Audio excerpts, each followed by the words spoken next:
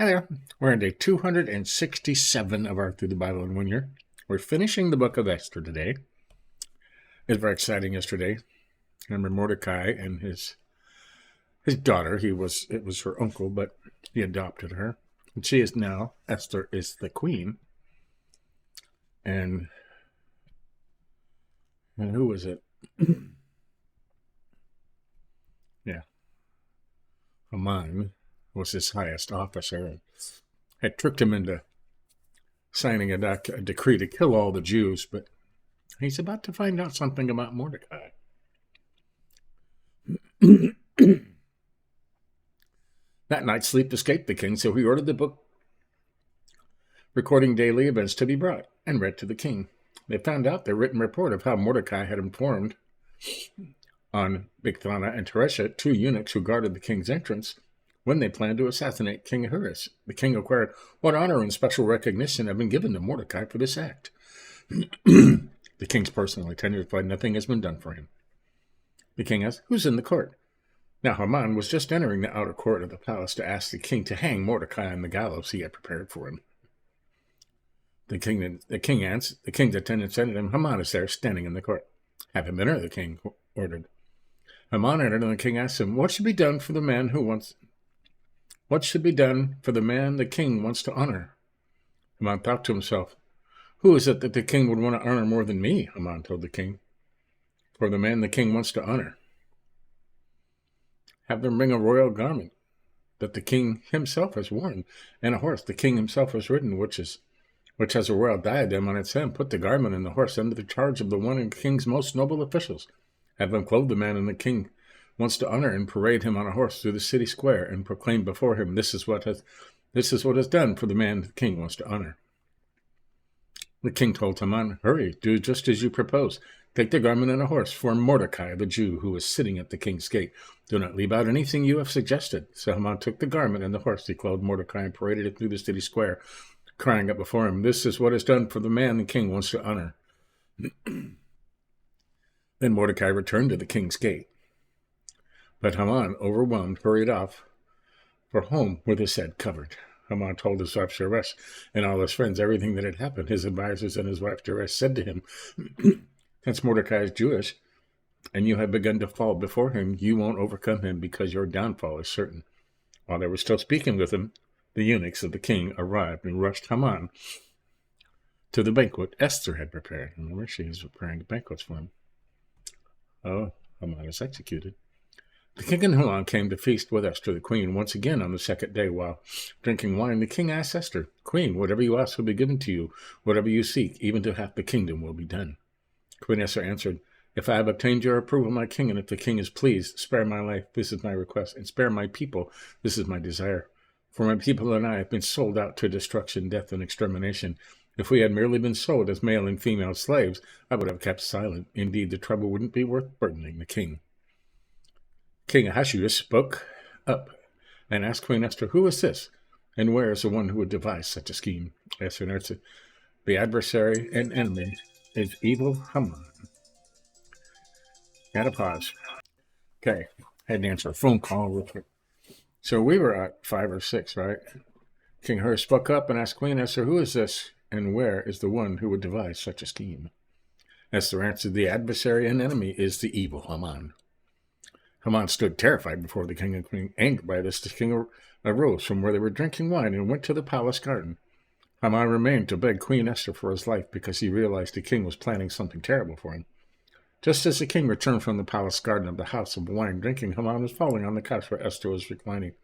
The king exclaimed, "Would he actually violate the queen while I am in the palace?" As soon as the statement left the king's mouth, Haman's face was covered. Haman, one of the royal eunuchs, said, "There is a gallows 75 feet tall at Haman's house that he made for Mordecai, who gave the report that saved the king." The king commanded, "Hang him on it." They hanged Haman on the gallows, and he had prepared for Mordecai. Then the king's anger subsided. Wow. Okay, Esther intervenes for the Jews. The same day, King Ahasuerus awarded Queen Esther the estate of Haman, the enemy of the Jews. Mordecai entered the king's presence because Esther had revealed her relationship to Mordecai. The king removed his signet ring and he had recovered from Haman and gave it to Mordecai, and Esther put him in charge of Haman's estate. Then Esther addressed the king again. She fell at his feet, wept, and begged him to revoke the evil of Haman the Agagite and his plot he had devised against the Jews. The king extended the gold scepter toward Esther, so she got up and stood before the king. She said, "If it pleases the king, and if I have found approval before him, if the matter seems right to the king and I am pleasing in his sight, let oral edict be written, let it revoke the document the scheming Haman, son of the Agagite," you like that, wrote to destroy the Jews who were in all the king's provinces. For how could I bear to see the disaster that would come on my people? How could I bear to see the destruction of my relatives? King Ahasuerus said to Esther the queen and to Mordecai the Jew, "Look, I have given Haman's estate to Esther, and he was hanged on the gallows because he attacked the Jews. You may write the king's name whatever it pleases you concerning the Jews, and seal it with the royal signet ring. The document written in the king's name and sealed with the royal signet ring cannot be revoked." On the 23rd day of the 3rd month, that is the month of Sivan, the royal scribes were summoned. Everything was written exactly as Mordecai ordered for the Jews, to the satraps, the governors, and the officials of the 127 provinces from India to Kush. The edict was written for each province in its own script, for each ethnic group in its own language, and the Jews in their own script and language. Mordecai wrote in King Ahasuerus' name and sealed the edicts with the royal signet ring. He sent the documents by mounted couriers and couriers who rode fast horses and bred from the royal racing mares. The king's edict gave the Jews in each and every city the right to assemble and defend themselves, to destroy, kill, and annihilate every ethnic and provincial army hostile to them, including women and children, to take their possessions as spoils of war. That would take place on a single day throughout all the provinces of King Ahasuerus on the 13th day of the 12th month, the month of Adar. A copy of the text issued as law throughout every province was distributed to all the peoples, so the Jews could be ready to avenge themselves against their enemies on that day. The couriers rode out in haste on their royal horses in the king's urgent command. The law was also issued in the fortress of Susa.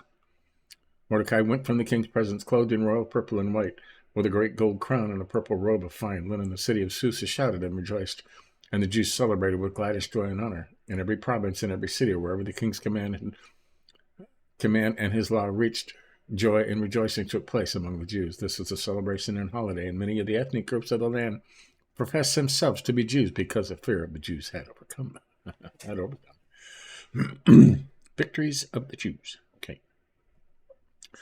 The king's command and law went into effect on the 13th day of the 12th month of the month of Adar. On the day when the Jews' enemies had hoped to overpower them, just the opposite happened. The Jews overpowered those who hated them. Each of the king and his provinces, the Jews assembled in their cities to attack those who intended to harm them. Not a single person could withstand them. Terror of them fell on every nationality.